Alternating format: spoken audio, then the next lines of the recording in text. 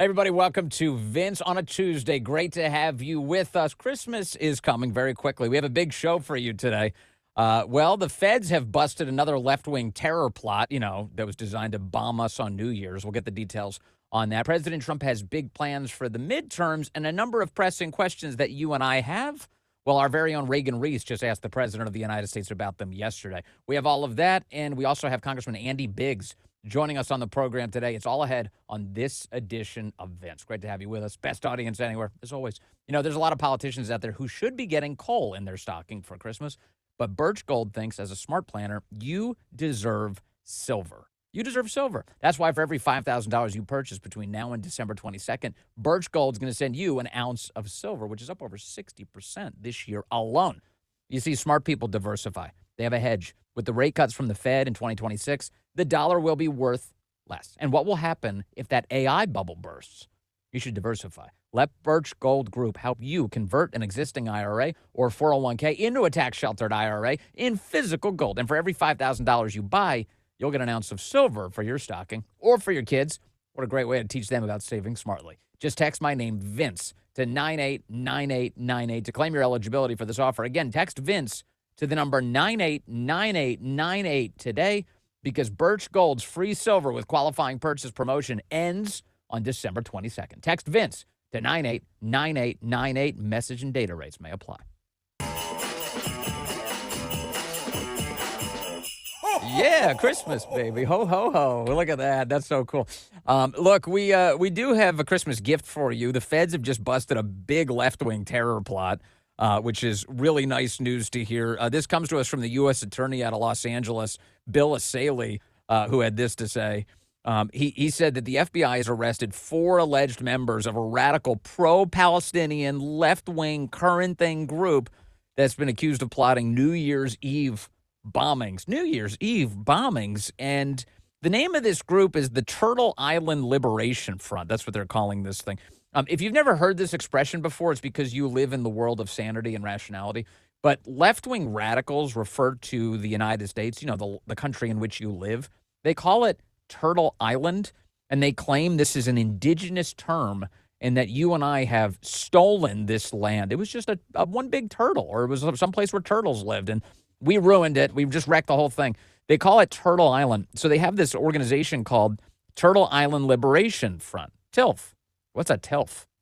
Terrorist? Whatever. Anyway, the point is TILF is a thing, and they're an extremist group, and the FBI busted these guys. The feds, take a look here, cut 5, the feds describing what they've busted. Look at this. So, as I mentioned in my talking points, on December 12th, a group of individuals, again, members of this anti-government group, traveled out to the desert to test their explosive devices. They had precursor chemicals there, and they were going to create these bombs in the desert. What they are starting to do is put their chemicals and wares and the components out on the table there. This footage that you're watching is from our surveillance plane, and then what happened after this is the Los Angeles FBI SWAT team, along with the FBI's hostage rescue team, moved in and arrested all 4 subjects without incident. They had a surveillance plane hovering over these idiots as they gathered in the Mojave Desert. We're going to practice with our bombs. No, they watched every step of the way. The feds did. They got a hold of this thing. They sent people in. They arrested everybody, and that's great news. The plan, apparently, was they wanted to create these improvised explosive devices. They had already been building them, and then target 5 separate locations all across Los Angeles. And they were testing these explosive devices, and the feds caught them, which is great. The mugshots are as exactly what you'd expect: crazy-eyed leftists. The 4 defendants arrested from the Turtle Island Liberation Front case made their initial appearances in court yesterday. All 4 defendants remain in federal custody. They'll be arraigned in early January of 2026. Fellas, can we pull up some of the mugshots here? I want everyone on video to see this, rumble.com/Vince. And by the way, while you're here and while you're waiting for the mugshot to be pulled up, please like and subscribe to all of this so I can serve you more left-wingers getting busted. Look at this chick. She looks a little surprised that she got caught. This is her FOing after FAing. What else do we got? Holy crap. Don't fire until you see the whites of their eyes. You can fire from the moon at this dude. Look at that guy. Holy shit. That guy. That he's got the look, ladies and gentlemen. His for those of you just listening, we have a dude here, long hair, pale as anything, eyes so stinking wide, it's unreal. He looks shocked, actually. I would describe him as looking shocked. Somebody said he has drug eyes, meth eyes, crack eyes. I'm not sure. Meth eyes. Anyway, there he is. It looks like they slammed his face into the ground or something. He's got a cut on his lip. And is that a nose ring or a nosebleed? He's got something going on. Anyway, that's he's a lefty. I know who he voted for. Who else do we got? We got this guy. A little hard to see on video. It looks like his cheeks are a little rosy. I don't think he's having a good time. And then we've got this chick. So the Asian chick that they captured at the end, she looks like she's got a lip ring and everything. She looks like she's a psychopath. Like she's enjoying all of this. You know, she kind of looks like the ringleader, honestly. Like she's just having a great time. Anyway, so they caught all these people, and that's great news. So thank you to the FBI. A little bit of a Christmas gift for us as they stop a terrorist attack on Los Angeles by these idiots. And it really is always in the eyes. Can't you tell? You can tell. That's a real thing. You can see somebody and you're like, I know what this is. I know you're a psycho. Holy cow. Dude. Justin, please, we put this back up on screen. Oh my goodness. I can't even believe this is real. Yes, I can. You know what this reminds me of? This is like all the Antifa people. You remember all the Antifa people they were busting in 2020, all these arrests, and everybody had crazy colored hair, but they all had the same sort of crazy eyes. Like somebody drugged them out and sent them out in the street to commit crimes. That's what that guy looks like. Anyway, pray for them. Pray for them and our country. So Turtle Island Liberation Front gets busted. Thank you to the feds for capturing these guys. Great work by the FBI, which is wonderful. Speaking of FBI investigations, the Brown University investigation continues. We're trying to get the suspect. They haven't caught the suspect yet. But authorities did release more images of the suspect. And it looks like a dude. He's dressed in all black. He's got a mask on. And he's wandering around outside of Brown University, captured on surveillance footage from various, like, Ring doorbell cameras and things. Here's some images, cut 6, of the suspect meandering about. Higher quality images finally released. But are we any closer to catching this guy? Look how fat he is. He's got a Buddha belly. He's walking around. He's got his hands behind his back. People are trying to read into that, like as if that's some sort of cultural thing. Maybe it is. Not clear. There's still a bunch of reports out there that he screamed Allahu Akbar as he went into the classroom and opened fire on Brown University this weekend, killing 2 and injuring so many others. And but to this point, we still don't have authorities giving us the details. They're still not telling us what exactly happened here, which is the most frustrating thing imaginable. Like, why can't you tell us anything? You're not going to tell us what he yelled? Don't you think it'd be helpful if they told us what he yelled inside the classroom? Maybe it would help us track the guy down. Oh, I know a guy who has that thought. Oh, yeah, he looks like Jim or Muhammad or whatever. But nothing. They're really holding back on you. And the mayor continues, the idiotic Providence, Rhode Island mayor, continues to say without any evidence whatsoever that the city is completely safe. Oh, yeah, the city's safe. I'm sorry, what? You haven't caught the suspect. What are you talking about? How can you say the city is safe? Cut 9, here's Mayor Smiley, the moron who runs Providence, Rhode Island. Watch. Intelligence led you to believe that there was no further threat to the community today. You mentioned yesterday that there was no additional evidence. Can you just expand upon that? It's the same as yesterday, which is ever since 4:05 on Saturday, which was when the first call came into Brown. There's been no new, credible, specific threat anywhere in the Providence community. With respect, Mayor, there was no threats made prior to the shooting. So how can people feel safe with that information? The way in which we are trying to reassure our residents is through a noted, visible police presence throughout the community. She's totally right. What an insane thing to say. Well, there have been other known threats made to the community. The dude who shot up the classroom never made a threat until he walked in and started firing the gun. What are you even talking about? Why do you say words if they're going to be utterly useless? I get it. You want to try and ensure the community that you're taking this seriously. Well, then say that. We're taking it seriously. What are you doing to take it seriously? We've deployed more cops. We're trying to protect the community. Okay. But don't lie to people. Oh, it's totally safe. There's no threat. There's nothing to worry about. What the frig are you talking about? You don't know anything. You don't know anything. You don't even have this guy in custody. They told us a little bit more in the last 24 hours about the gun. They said it was a 9mm. It sounds like a handgun. So we're learning that. Now, it's not going to stop the left's desire for gun control. They're going to still push to try and disarm you of rifles. It doesn't even matter if a rifle was used in the attack. They'll try and disarm you anyway. And to that, we say, go to hell. You're not disarming us. But that is the way they always try and exploit this. The mayor of Providence already said that 48 hours ago now, right after the attack. He said, we got to start disarming people. Australia saying the same thing in the wake of their horrific terror attack this past weekend. We got to disarm people even more. How about no? How about stop disarming people? How about making it so that people can defend themselves so these massacres don't get this bad? They don't become massacres. They get stopped before they do. Man, the left is always on the march. Never let a crisis go to waste. It's the old Rahm Emanuel adage. Never let a crisis go to waste. Crisis happens, they take advantage of it to put you into even deeper crisis. No. So there you have the mayor of Providence, Rhode Island, still has no idea what's going on, promising that the city is safe, and then not telling you anything. They don't tell you what the guy shouted. They don't tell you who the first person was who was killed. Who were they targeting? Even the president of the United States doesn't, he doesn't know the answers to these questions yet. And this brings us to yesterday at the White House. Our very own Reagan Reese, my White House correspondent, was there asking a bunch of questions that you and I really would like some answers to. And thank God for her, because she was there to talk to the president. The president called on her a bunch of times, which is great. And yesterday she asked, has the FBI told you at all, Mr. President, why it is hard to identify this shooter? Cut 7. Take a look at this. Well, it's always difficult. So far, we've done a very good job of doing it with Charlie, with, the various times this has happened. They've done it in pretty much record time. But you'd really have to ask the school a little bit more about that, because, this was a school problem. They had their own guards, they had their own police, they had their own everything. But you'd have to ask that question really to the school, not to the FBI. We came in after the fact, and the FBI will do a good job, but they came in after the fact.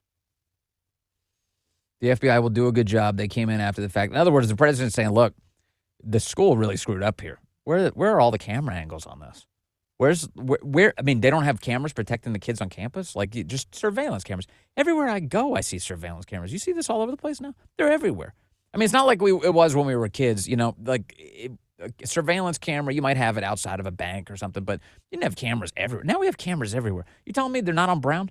I see reports that they have hundreds of cameras around Brown, and yet no useful footage at all? What is this insanity? And so the president's kind of sticking the investigative blame directly at the source of the problem right now, which is Brown University. But is the FBI doing anything in the midst of all this? Yeah, they're helping. The FBI director, Kash Patel, posted this last night to social media. He said, we got an update for you on what's going on the Brown University shooting. At this time, the FBI does continue to act in an assisting role with the Providence Police Department leading the investigation. We will continue providing all assets, resources, personnel necessary to support. We sent additional resources and personnel earlier today, that would have been Monday, to help track down leads, canvass neighborhoods, and develop intelligence. Our evidence response team remains on campus processing the scene, and our lab at Quantico is assisting as well. That's where they're going to handle ballistics and things. Anything Rhode Island authorities need from this FBI will be there. And he said the FBI and partners have released the new photos that we just saw that, right? We saw the video that I showed you on screen. The FBI is also offering a reward of up to $50,000 for information leading to the identification, arrest, and conviction of the individual. And he gives the number 1-800-CALL-FBI, 1-800-CALL-FBI, or tips.fbi.gov. Most importantly, please continue praying for Brown University, the victims in this horrible tragedy, and all of their families and friends. All right, so that's the readout from the FBI. In other words, are they on this? Yeah, they're on it, but the answers, again, continue to be thin. So am I dissatisfied? Yeah, totally.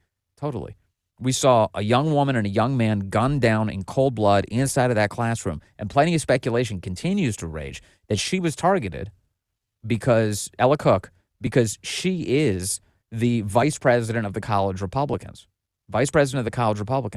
Now, having said that, I was sent a tweet this morning by the great producer Jim Verdi, and this comes to us from a woman called Catherine Boyle talking about Ella and the loss of Ella. And here's what she had to say. Catherine Boyle had to say.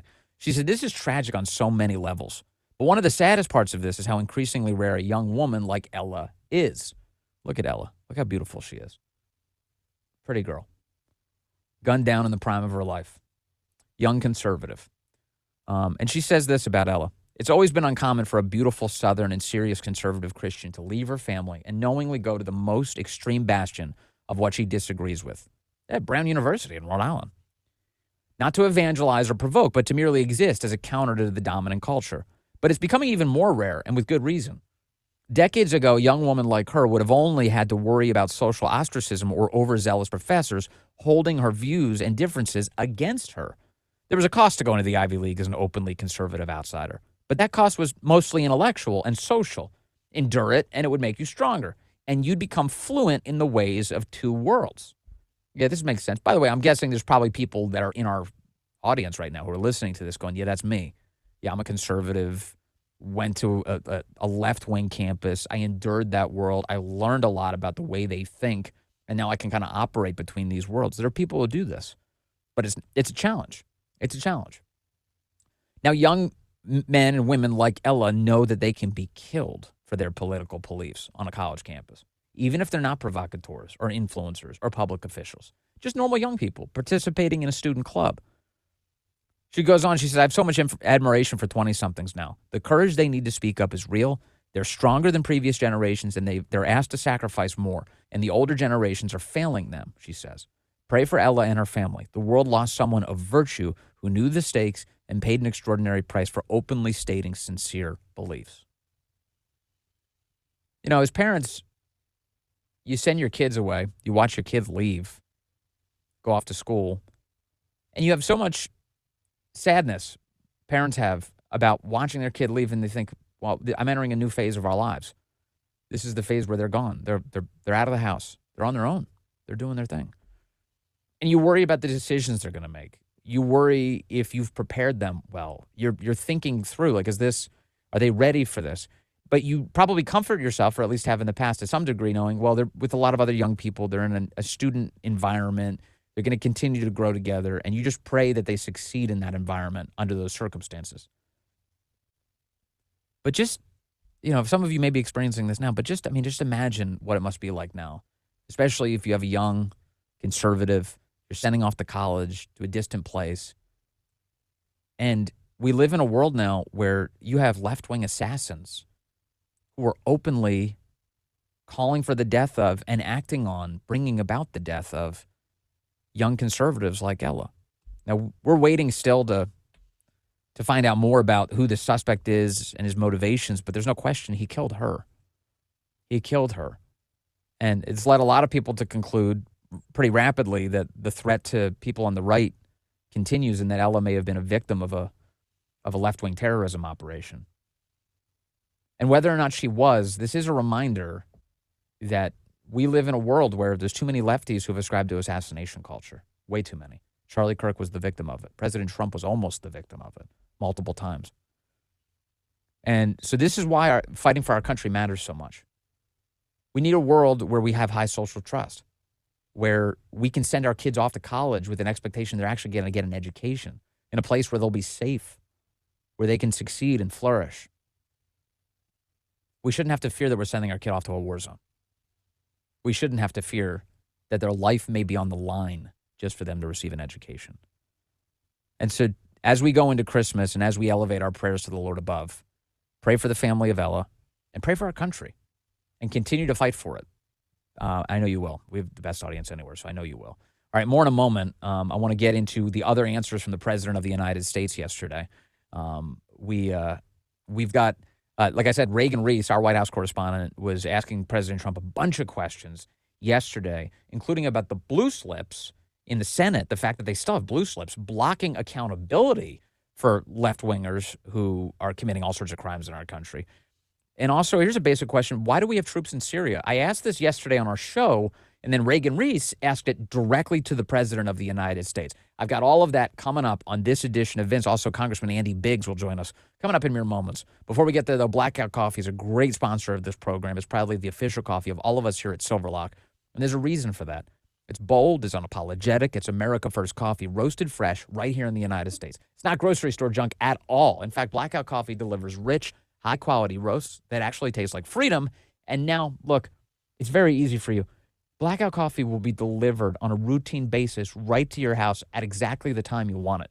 They have auto refill and recurring delivery. This means no more running out, no more watered down backups, just your favorite roast, always delivered fresh, right on your schedule. It doesn't get more convenient and delicious than that. Pick your favorite roast, how often you want it delivered. Not only do you get a discount, you also get double the rewards and free shipping right to your doorstep. It's great. I love it. I drink blackout coffee every day. It charges me up every day, and it really tastes so good. If you don't believe me, go check out our Rumble chat at some point. Talk to people in the audience. Everybody's on Blackout Coffee. They love it. It's great. Blackoutcoffee.com/Vince. Use the code Vince. That's VINCE. Get 20% off your first order. Whether into the bold dark roast, the flavored coffee, or even instant, Blackout's got your back. Real coffee, no compromise. Blackoutcoffee.com/Vince. Get yours now. Blackoutcoffee.com/Vince. Thank you, Blackout. All right, let's see here. Let me talk to you about Syria first. We got an update yesterday from the United States government, from the Trump administration, about the soldiers who were just killed in that terror attack in Syria by ISIS. By the way, speaking of ISIS, that's also who's being blamed for the terror attack in Australia, to be clear. And here's the update from the Trump administration yesterday. Officials have named these soldiers who were killed in the terrorist ambush. Those soldiers are Sergeant Edgar Brian Torres Tovar, 25 years old, young man of Des Moines, Iowa, and Sergeant William Nathaniel Howard, 29 years old, of Marshalltown, Iowa. Two Iowa boys. And that's according to a Monday press release from the Army Public Affairs Office just released. Those of you watching rumble.com/Vince, you can see their images on screen. Both of these men's lives taken far too soon in an ambush terror attack. Both guardsmen dying on Saturday of injuries sustained while engaged with hostile forces, according to the release. The service members, they say, were conducting a key leader engagement in support of counterterrorism operations in the region. That's according to Sean Parnell. You know him. He's now the chief Pentagon spokesman. The Army press release stated the guardsmen were engaged in assignments related to Operation Inherent Resolve, a combined joint task force aimed at countering ISIS and other terrorist organizations in Syria and Iraq. Okay, so now the president has promised forceful retaliation as a result of all of this, and that's good. I mean, we should retaliate against terrorists and these organizations if they even dare touch a hair on the heads of our Americans. But the question still persists, why are we there? Why are we in Syria? So yesterday, Reagan Reese, our own Reagan Reese, asked President Trump this very question. Cut 10. Take a listen to the president's answer. Why are we in Syria right now? Trying to make sure that there's going to be and remain peace in the Middle East, and Syria is a big part of it. The new leader is a strong person, and that's what you need. This is a rough part of the world, and it's been amazing what's taken place in Syria. We got rid of Assad. We got rid of other people that were really bad people and that were in the way of peace in the Middle East. You know, we have legitimate peace in the Middle East, first time in 3,000 years, and we have 59 countries backing it. So his answer is the reason we've got guys that are peace in the Middle East. Now, you heard him say something in that answer that made me think even more that we just need to get the troops out of there. He said the president of Syria, Ahmed al-Shara, is strong, and he's very committed to peace in his country. Well, if that's the case, let him deal with it. If that's the case, let Syria deal with its ISIS problem. And why don't we get the hell out of there? I haven't heard anybody offer a good justification for why our guys need to stay there. The president obviously saying that he wants peace in the Middle East. That's a noble goal. I want that too. But again, this comes down to core points, which is what is directly in the American interest, what serves us, and why are we putting American blood on the line? As Americans, we need a really good rationale for that. And if we don't have one, get them out of there. Please, Mr. President. Get these guys out of that region. There's no reason for them to be attacked like this. And now their families are not going to have them come home. And maybe perhaps, I don't know what the families feel. I can't imagine what they're dealing with. But just from my distance, I see this and go, I don't want them to be in that situation. Are there going to be terrorists throughout the world no matter what we do? Yeah, the answer to that is yes. There's always going to be terrorism, and we need to do the best we can to put it out, snuff it out. But at the same time, why put our guys on the line? So, unless we have some phenomenal rationale that the American public wants to sign up for, let's get them out of there. Let's do that. Also, the president of the United States talked a little bit about the midterms yesterday. He said he's going to work really hard to make the midterms a referendum on his presidency. Cut 3, here's the president with what I think is a very smart strategy. Watch this. The whole election, and it's interesting. When I'm not running, we don't do as well. Yeah. And I'm going to try and get that change for the midterms. We had a great election. We won every single swing state. We won the popular vote. We won everything. And there's a thing that they have now, districts, which is a big deal. I think in a way it's the most important stat from the standpoint of, looking at numbers accurately. So out of thousands of districts, I won 2,750 versus 525. Think of that, 2,750 versus 525. It was great. That's why the map, when you see a map of the election, it's all red, other than two little narrow lines on the other side.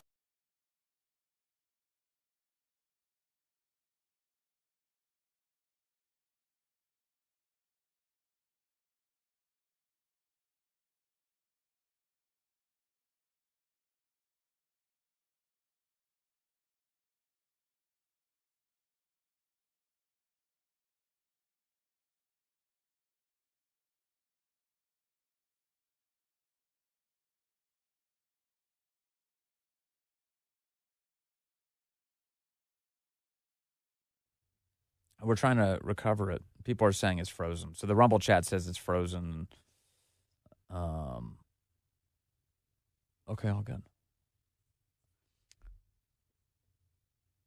Let's see. Frozen. I'm back now. Is that true? They hear me?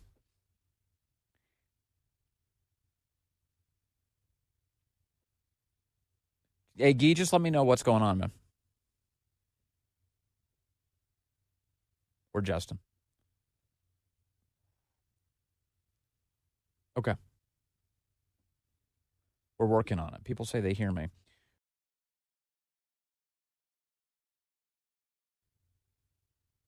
I don't see anything on my monitor. Okay, good. I'm on. All right, well then, with that said, Guy, is my teleprompter feed working as well? You're trying to recover it. Okay, cool. All right, so I'll just say this while we try and get everything back up online. First of all, thank you for your patience with this. I have no idea what kind of blip we just went through technically, but we're here. And everybody says they can hear me on Rumble. Thank you, ladies and gentlemen. And our feeds are coming back online. That's wonderful. It is nice. It's a Christmas miracle. Everything's coming back. Okay, here's the thing. President Trump says that he wants to make the midterms a referendum on him.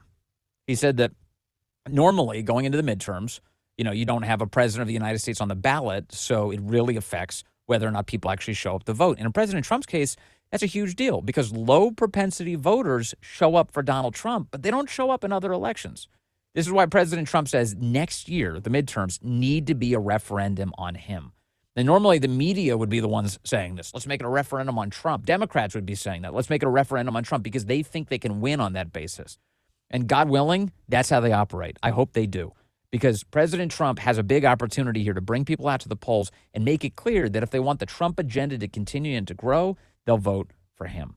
But one of the things he needs, one of the pieces of support that he needs is he's got to get Congress to help him out. He's got to get Congress to help him out. And that includes getting rid of the disastrous filibuster and blue slip in the United States Senate. On that issue in a moment, we'll speak to a member of Congress. We'll get his assessment. But first, let me see. Can I play a clip here? Guy, do you think that's possible? Okay, good. He said, yes, I can. The president was asked about blue slips yesterday by our very own Reagan Reese. Should the Senate get rid of them? Are you going to bear down on them to make that happen? Cut 1. Here's the president. Leader Thune doesn't seem like he wants to get rid of blue slips. Will there be consequences for the Senate? If they I think they should get rid of blue slips because as a Republican president, I am unable to put anybody in office having to do with U.S. attorneys or having to do with judges. In other words, if you have one, not two, you don't need two, just one. If you have one Democrat senator, where we have a lot of them, you have one Democrat senator in a state, it is not possible to appoint, because of blue slips, a judge. It's not possible to appoint a U.S. attorney. You see that happening. And I think it's a disgrace. I think blue slips are a disgrace. They've long since I mean, they should not be relevant anymore. This is a different world than it was 15, 20 years ago. You know, that was a gentleman and gentlewoman world. This is a little bit different, unfortunately. Yeah, we're in a fight for our lives. It's time to get rid of the blue slip. God bless the president for saying it. The vice president said it yesterday, too. More on that in a moment. Congressman Andy Biggs joins us. We'll talk to him about that very thing. But first, I want to thank American Financing for supporting this program. The Fed dropped rates for the fourth time. It just did. And if you're a homeowner, you should call American Financing today. You could be saving real money every month. High-interest debt is crushing budgets all across the country. But homeowners who act now are using their equity to wipe it out. American Financing customers are saving an average of $800 a month, with some getting rates in the low fives. A massive difference compared to credit cards that charge 20% or more. Speak with a salary-based mortgage consultant and find out exactly what you qualify for. There are never any upfront fees to find out how much you could save. Move quickly, and you could even delay 2 mortgage payments, putting cash back in your pocket immediately, giving you back some of the money that you spent during the holidays. Call American Financing today. The sooner you act, the quicker you save. 888-879-6460.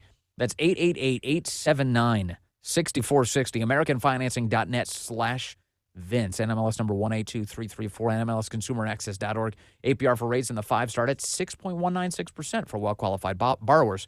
Call 888-879-6460 or AmericanFinancing.net/Vince for details about credit costs and terms. Also, I have to tell you about Preborn Ministries. Wonderful, wonderful angels on earth. You know, this Christmas, we celebrate life. We celebrate the life of Christ every Christmas. And you have a big opportunity right now to share the gift of life with a mother and her baby. Just think about a young woman who's facing an unplanned pregnancy and being unsure of what to do. Perhaps you know someone who's experienced this. That woman, that mother, is searching for hope. And this is where Preborn Ministries comes in. Preborn Ministries is committed to what I'm committed to, what I'm sure you're committed to as well, which is seeing these wonderful gifts from God brought into this world and not only living, but thriving. And that's where Preborn comes in. Every mother that Preborn serves faces that moment of decision where she sees her baby's ultrasound. And in that critical moment, she's got this wonderful opportunity to say yes. Preborn's mission is to help her find the courage, faith, and support to do that. This Christmas, for just $28, you can help save a life that could change the whole world. And thanks to a special matching grant through the end of the year, your gift is doubled. To donate, dial pound 250, say the keyword baby. That's pound 250 baby, or go to preborn.com/Vince. That's preborn.com/Vince. Thank you to Preborn. Great operation. All right, joining me right now from the great state of Arizona, Congressman Andy Biggs is here. Congressman, great to have you with us on the program today. Thank you, sir. Merry Christmas. Merry Christmas, Vince. Great to be with you. The big thing that we've got coming, and I've been talking a lot about in the recent weeks, is we got the midterms next year. And I happen to think, Congressman, that the way that we can see Republicans grow their margins in Congress, which is really critical to get the Trump agenda through, is if you actually do something worth voting for. And among those things, I know you're writing this week in a new op-ed on this subject. The United States Senate has some big things they've got to knock out. And I think that they definitely include getting rid of the filibuster and getting rid of the blue slip. We don't have time to waste. What do you think, Congressman? I think you're exactly right. The blue slip and the current cloture rule, both, they don't require virtually any work on the part of the minority to basically kill the agenda of the majority. And Donald Trump was given a mandate, in my opinion, by the American people. He had the biggest victory in a long, long time. He took all the battleground states, and the House has done okay, not great, but okay, getting a lot of his agenda through. And then it gets to the Senate, and it just gets stuck there. Or else the Senate leadership on the Republican side, they actually capitulate to demands made by the minority, because that's the way the cloture and the veto process works. And Vince, that it will not get the agenda through. And if you can't get your agenda through, quite frankly, low propensity voters who don't pay much attention anyway, and even people who regularly get out there say, why should I vote for the majority, the Republicans again, when they can't get the job done?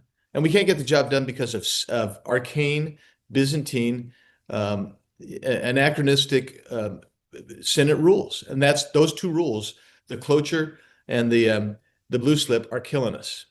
So I get that there are still some Republicans who think that there's like some sort of good faith argument for holding on to some of this. Maybe those, but I think those are few and far between.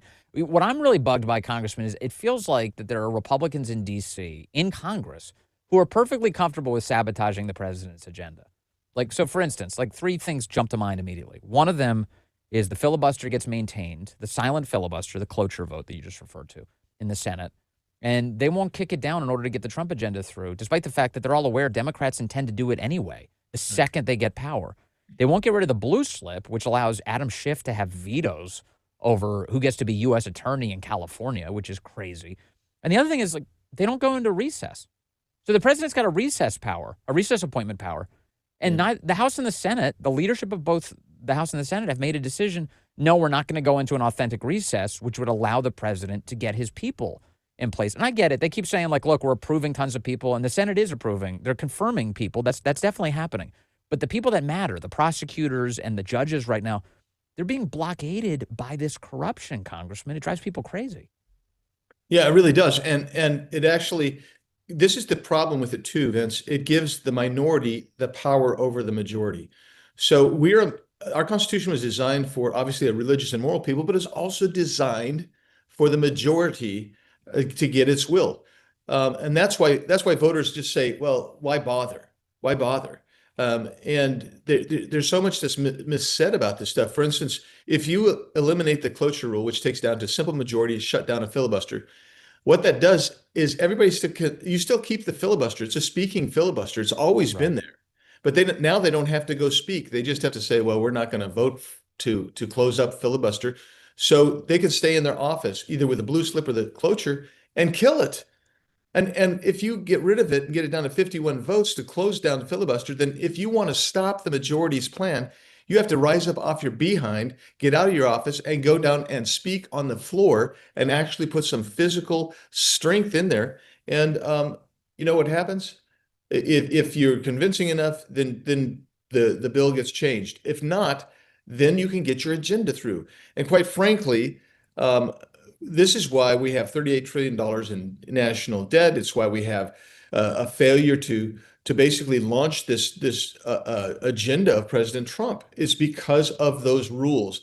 And this notion that, oh, we're doing this to save the institution. I get it. They say that we're institutionalists. You're not saving the institution. You are creating and fomenting, you're not creating, but you are fomenting the uniparty, the control over Washington, D.C. And that's why lobbyists, bureaucrats, the media, they all are fine with keeping it exactly the way it is, because that's what it is. Okay, so here's something I'm sensing from some Republicans in the Senate, unfortunately, including people like Chuck Grassley. I just played a clip from him the other day. Chuck Grassley's been great on whistleblowers and transparency. That's all wonderful.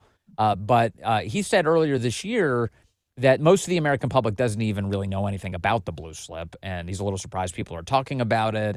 And then he said, in reality, it protects all of these states where the senators get to have this veto authority over U.S. attorneys.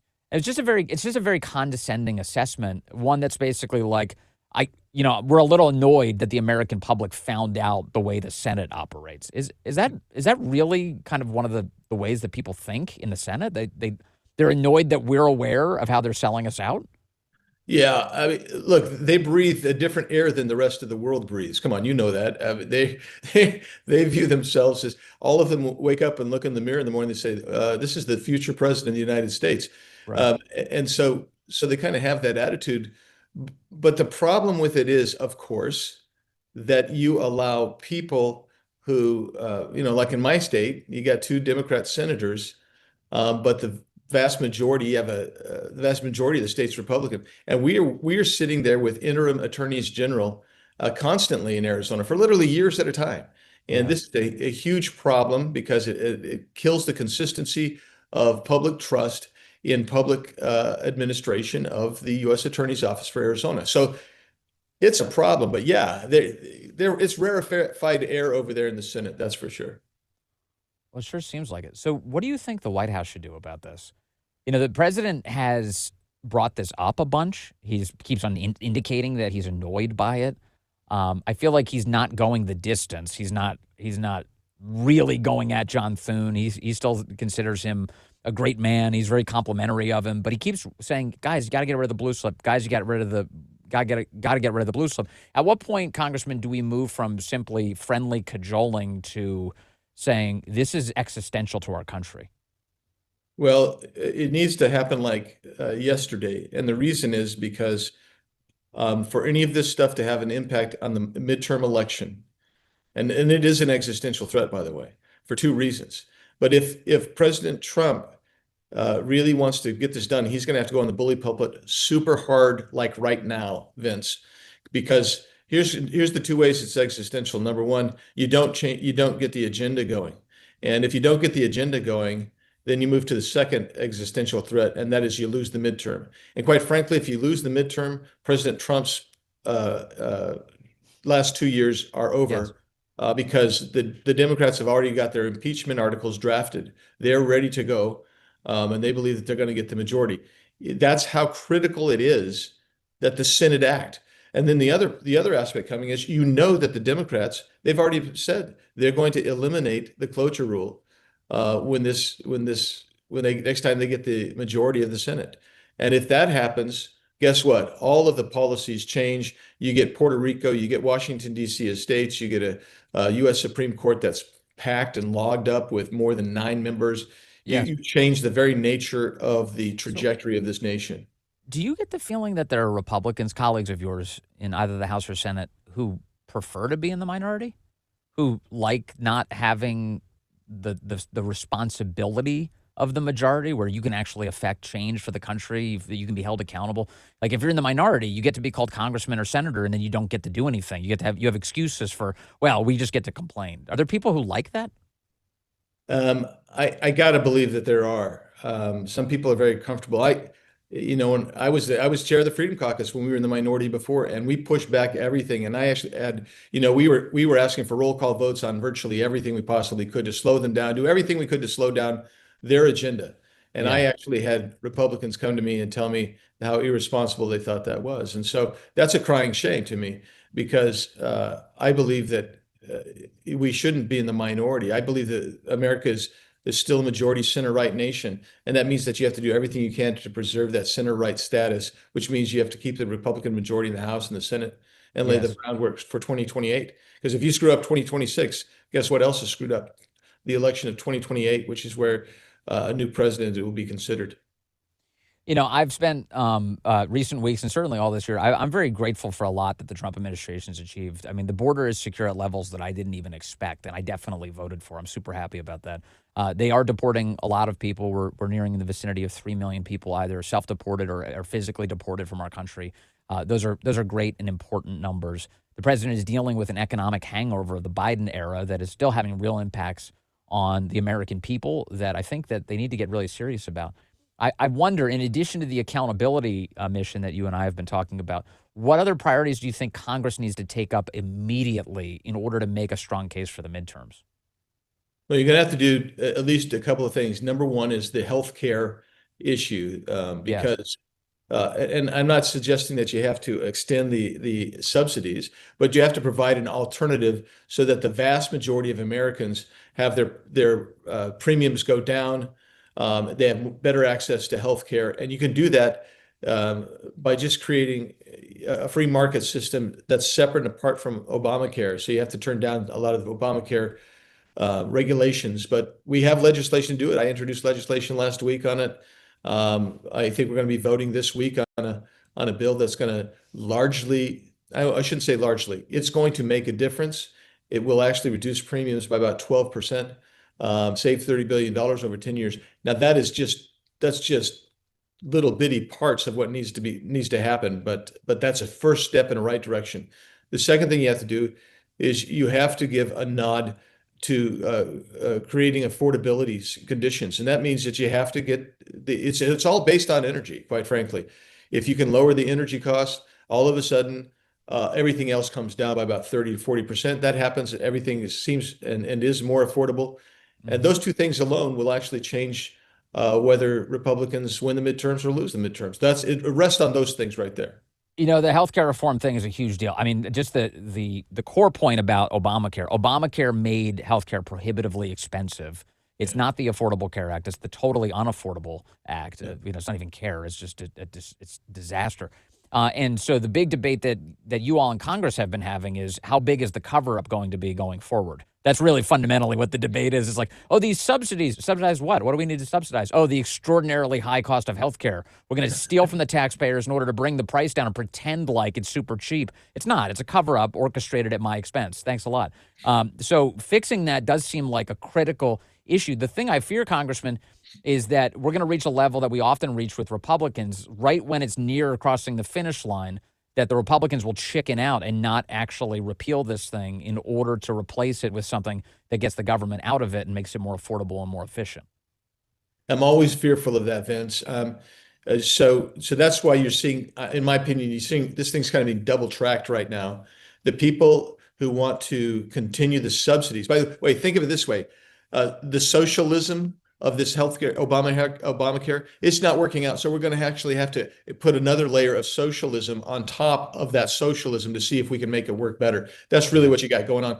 And so, but you got people over there, and that's a separate track. The other track that we're trying to do is we're trying to build a track that the 335 million Americans can get out and actually have choices for reasonably priced healthcare, and basically, that means that you have to create a marketplace of insurance, and because the insurance companies right now, there's so much fraud and deceit that goes on, where people, they're literally, Vince, probably 15 million people at least on the subsidy side that don't even know that they're enrolled in a policy, an Obamacare policy. And the government, and they'll never know it because they won't get a bill because the government sends that money directly to the insurance companies. These are the types of things that have got to be fixed. So if they're not fixed, the prices will remain high, fraud will remain rampant, and we'll lose that race. We'll lose the narrative and the race.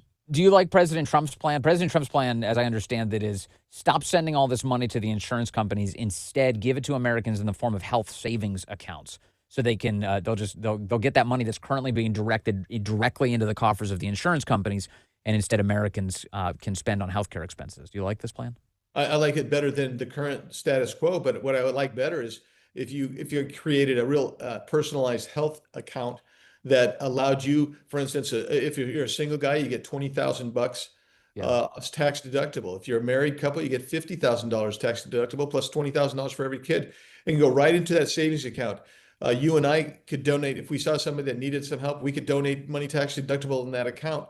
And that way the government would save the money that they're paying to the insurance company, and people would be able to get the same benefit that employers get. So an employer gets to write off that tax for the health care premium.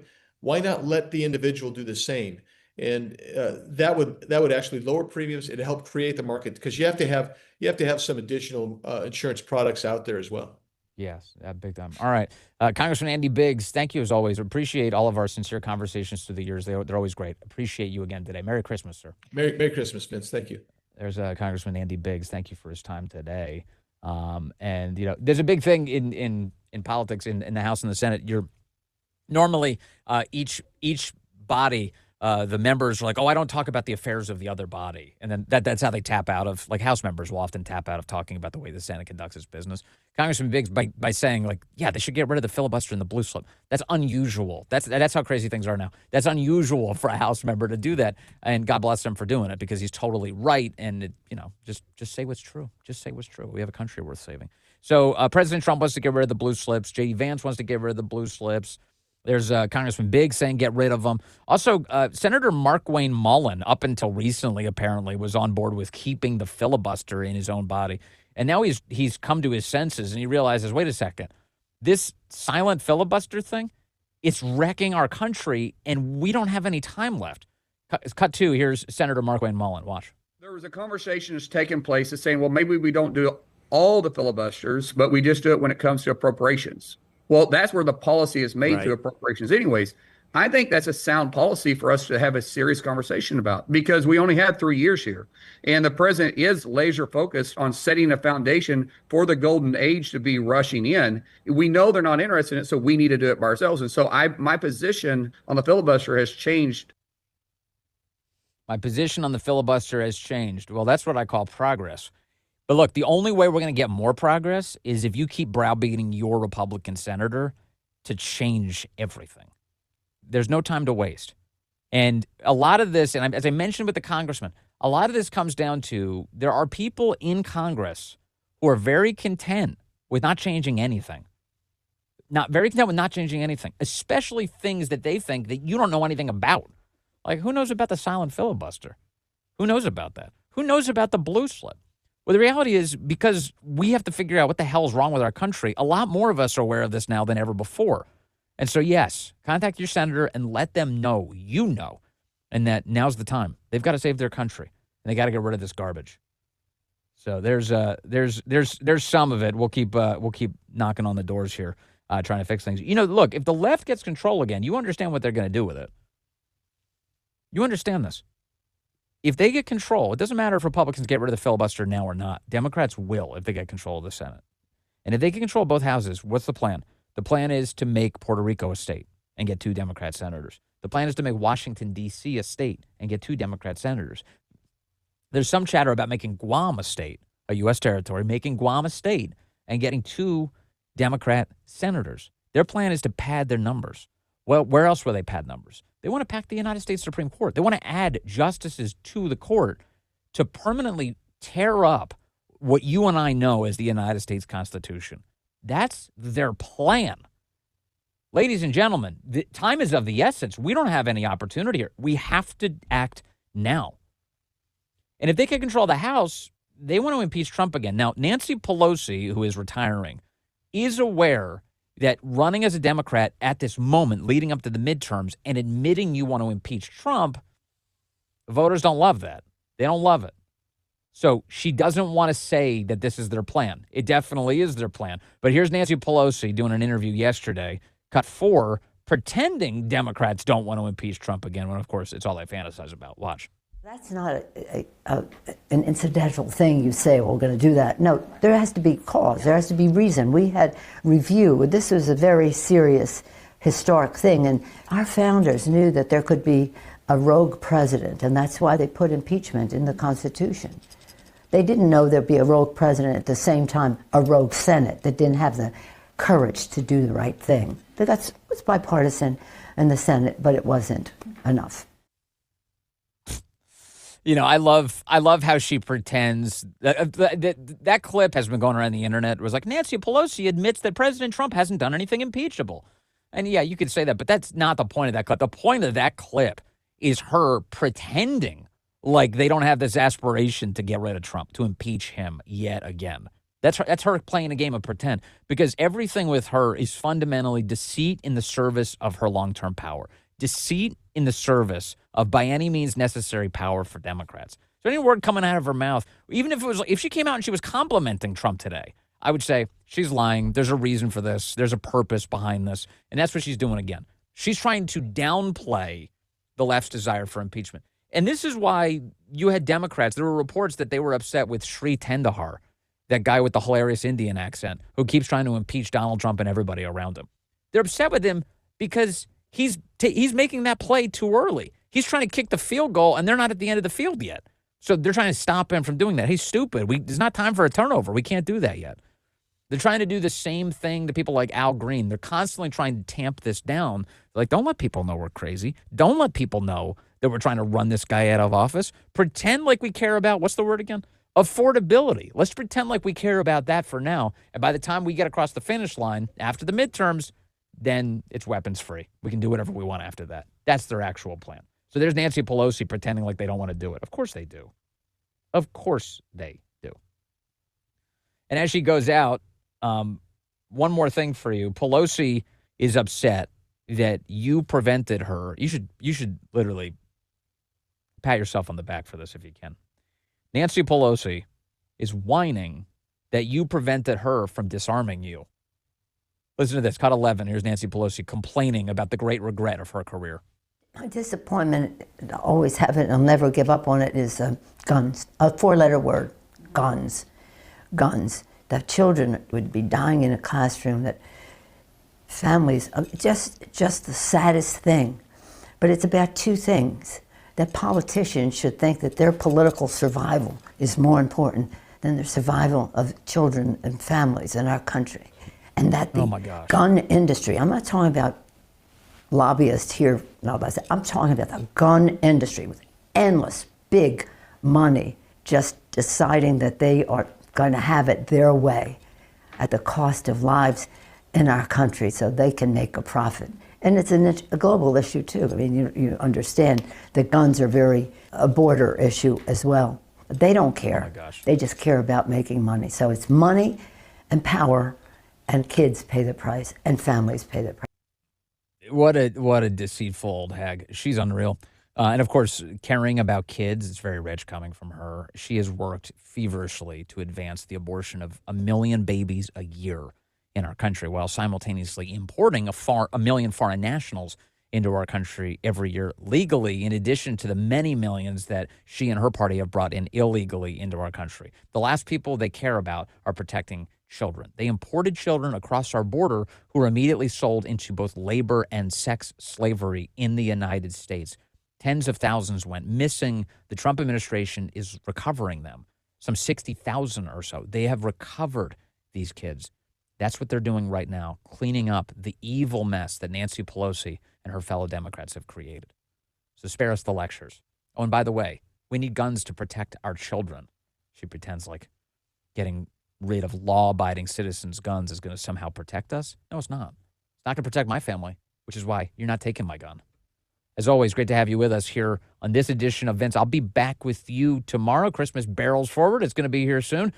Make sure to subscribe, track the show. Obviously always get in on the Rumble chat. If you want to watch us live, rumble.com/Vince. We do the show live, 10 a.m. Eastern each day. You can also join me on the big national radio show, thevinceshow.com. Your local listings, that's where you can get them. Or join us on Rumble, rumble.com/Vince. Great to have you with us. Back with you tomorrow. Up next here on Rumble, Steven Crowder. That's ahead.